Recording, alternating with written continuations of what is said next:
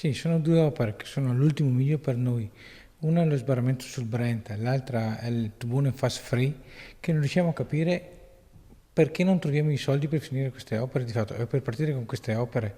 Questa la denuncia del presidente del Consorzio di Bonifica Adige-Euganeo, 2 opere idrauliche già finanziate e bloccate dai rincari delle materie prime.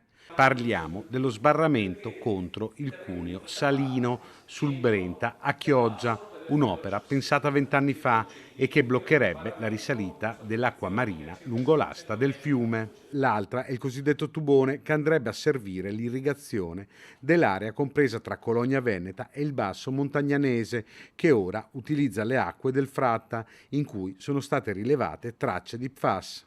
Si tratta di opere che sono state anche innovative, in particolare quella dello sbarramento anti-intrusione salina del fiume Brenta. È un'opera che risale a 20 anni fa, quindi è stata allora molto innovativa, anche con l'aggiunta poi del ponte stradale che è stato richiesto dal comune di Chioggia e che permetterebbe di collegare la viabilità nord del fiume Brenta con quella sud del comune, agevolando molto e alleggerendo il traffico nella strada statale romea.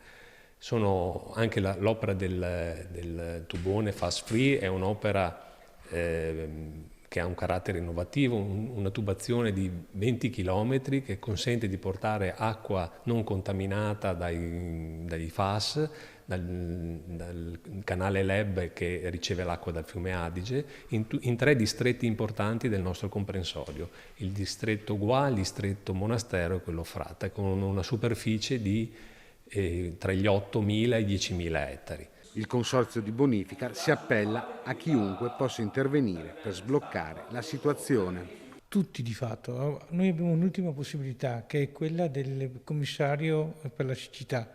Dobbiamo andare da lui e cercare di trovare questi soldi nei meandri della politica praticamente.